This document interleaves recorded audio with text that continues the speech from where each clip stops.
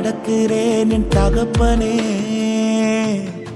உங்க பாதை நன்மை என்று நம்புகிறேன். உம்மை நம்பி நடக்கிறேன் என் இயேசுவே. உங்க பாதை நன்மை என்று நம்புகிறேன். நீங்க பிடிச்சிடுங்க உங்க கரத்தால என்ன. நீங்க நடத்திடுங்க உங்க சித்தம் போல என்ன. நீங்க பிடிச்சிடுங்க உங்க கரத்தால என்ன. நீங்க நடத்திடுங்க உங்க சித்தம் போல